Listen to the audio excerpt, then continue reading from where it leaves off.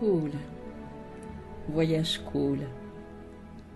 L'été, le farniente, l'appel des vieilles pierres. Rome. Ah, Rome. Je ne suis pas sûre que mon ancêtre Jugurtha, qui fit contre lui l'union sacrée de Rome, ait fait le même voyage que moi. Traîné dans les fers, par un char, vers le Tullianum, après avoir eu la peau et les lobes des oreilles arrachés. Il y succomba.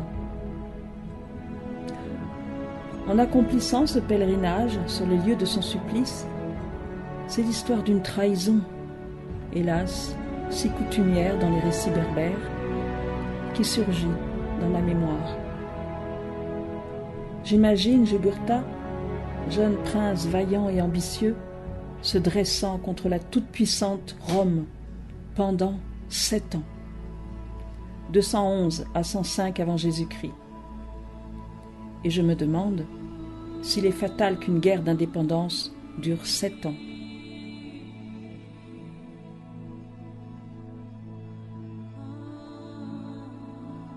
La porte de l'enfer s'ouvre. Aujourd'hui, on visite le bâtiment comme un musée ou une galerie. Mais un cri retentit. On a l'impression d'entendre encore l'écho du râle des suppliciés lovés dans le sacré de la roche.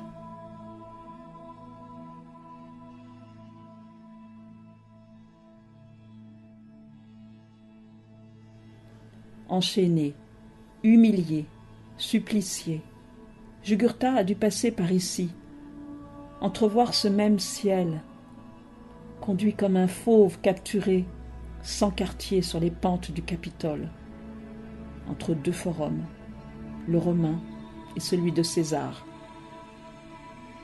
Il a dû passer sous l'église San Giuseppe avant d'être jeté dans le monde des ténèbres du Tullianum, le point d'eau de Tullius. L'emplacement du Tullianum, le pire cachot qui soit sorti d'un cerveau barbare, abrite aussi des sources qui en rendent le sous-sol humide.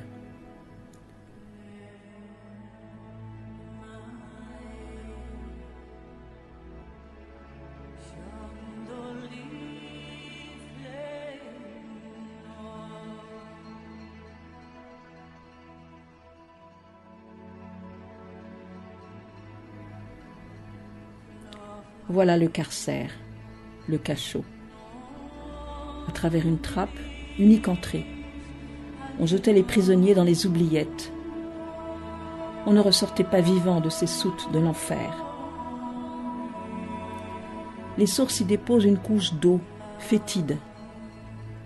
Jeté nu dans la fosse, Jugurtha ne se départit pas de son sarcasme en lançant à ses geôliers « Comme il est froid, votre bain, Romain !»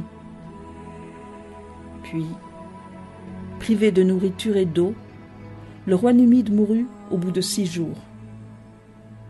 Peut-être a-t-il, comme le rapporte la légende à propos du nombre de prisonniers, été soulagé de laisser là les pierres de la cruauté humaine pour s'en aller vers d'autres ténèbres, définitives celles-là. 50 ans plus tard, le chef de guerre gaulois Vercingétorix survécut lui pendant, non pas 6 jours comme Jugurtha, mais 6 ans. Il mourut lui aussi, mais plus lentement.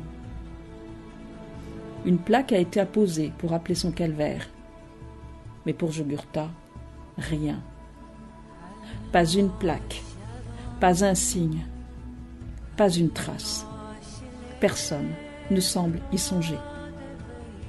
Si les États issus de l'ancienne Numidie ne le font pas, c'est à nous de le faire. Nous, oui, les enfants de Jugurtha.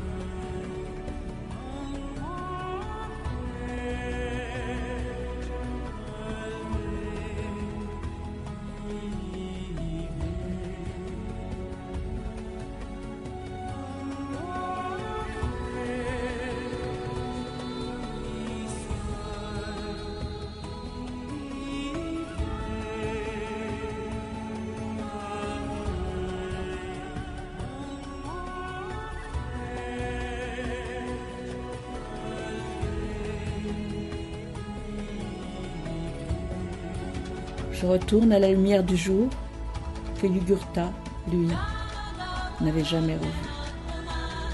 Et comme Jean Amrouche, je sais bien où m'attend Yugurtha.